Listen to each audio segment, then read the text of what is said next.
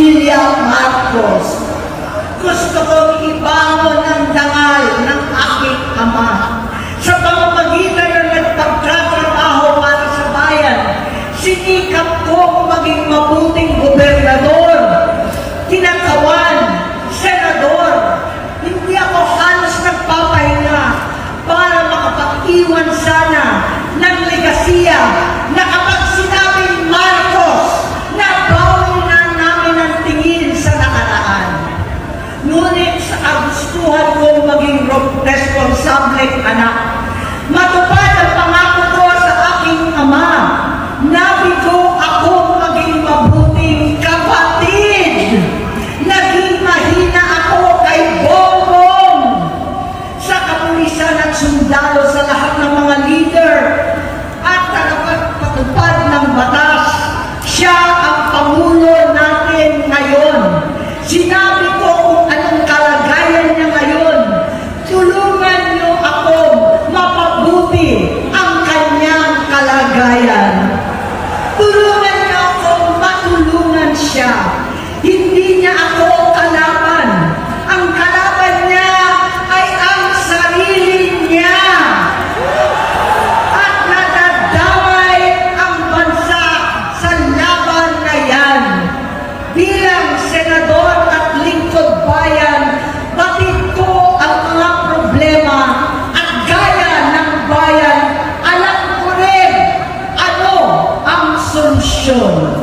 Sa pagkakawatak-watak, patuloy na pamumulitika, pagnanasa sa kapangyarihan ng mga talunan naman, kabuluhan sa Mindanao, alanganing giyera sa China at Estados Unidos, kawalang pananagutan sa flood control scam, karapalang kahiman, panggigipit sa hindi kaalyado, pagkakanulo sa kapwa Pilipino, pagdakip sa dating Pangulong matandang may sakit upang ihagis lamang sa bansang dayuhan, pagsadsad ng piso, paglaganap ng gutom, paghihingalot ng ekonomiya, at pagsasawalang bahala sa taong bayan.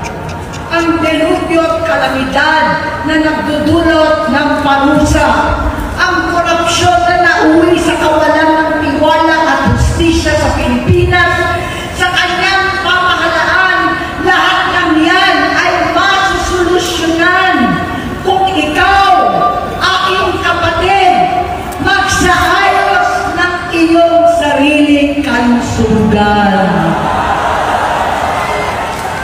Kapag humupa ang ingay sa politika, kapag umuwi na kami sa aming pamilya, hindi bilang senador, kundi bilang ate, bilang si Manang Aimee ni Bonget, kaya ito sasabihin sa harap ng taong bayan, sa harap ninyong lahat at sa harap ni Bongbong. Bonget, magtatatlong taon na tayong hindi nakakausap. 3 taon ko nang sinusubukan muli na ako'y pakinggan. Siguro ngayon ay makakarating ng buo ang gusto kong sabihin. Walang mababawasan, hindi madadagdagan. Bongbong, nag-aalala sa iyo si Manang. Tuwing nakikita kita sa TV, gusto kitang puntahan. Napakalaki ng pinagbago mo. Itsura, pagsasalita, takbo ng pag-isip. Minsan, napapatanong ako sa sarili ko, ikaw pa ba yan? Si Bongbong ba talaga yung nakikita ko? Pero ako, aling ko, ako pa rin ito. Ako pa rin ang ate mo na tumayong ama't ina sa inyo sa ibang bansa. Ang kasama nyo sa sumubok na sanglahin lahat ng sakit para sa iyo. Ang kapatid mo na hindi mo kailangan hingan ng tawad dahil agad ka nang iniintindi at tatanggapin dahil mahal kita.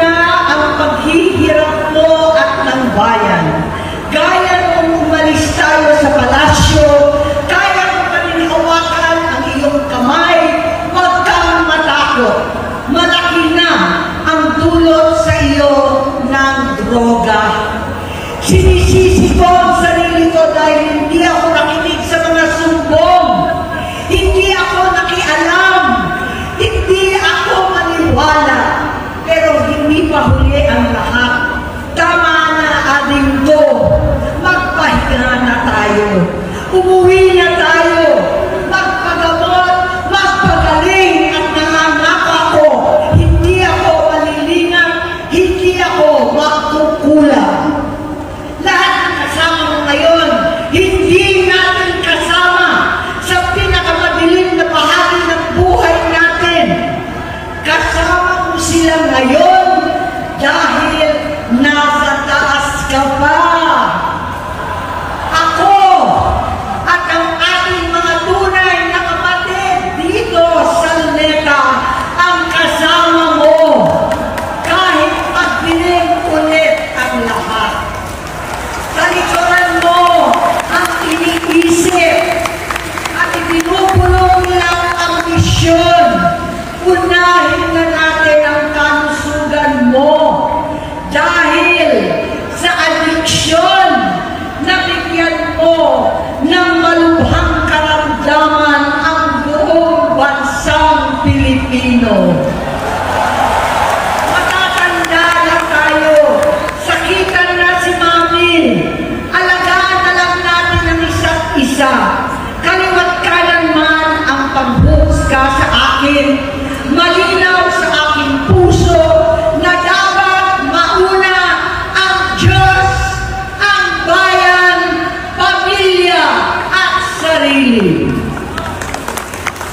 Hanggang sa mga oras na ito, Bonget, gusto ko malaman mo na hindi kita sinusubuan. Hindi ko kakayanin kung mapapahamak ka. Kaya hinihingi ko na tayo'y umuwi na, mamahinga alang sa iyong kalusugan.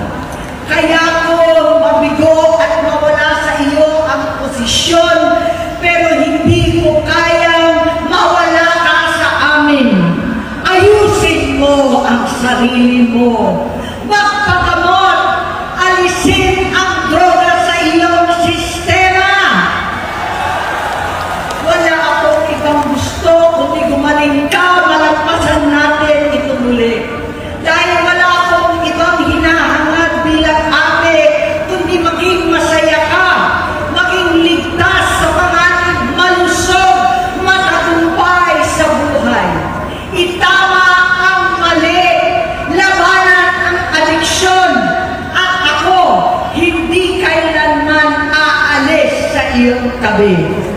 Susuporta at hindi titigil manalangin kasama ninyo dito sa Luneta at sa buong mundo. Dahil iyon naman ang tungkulin at ibig sabihin ng salitang kapatid, kapatid, mabuhay kayo mga kapatid. Maraming salamat.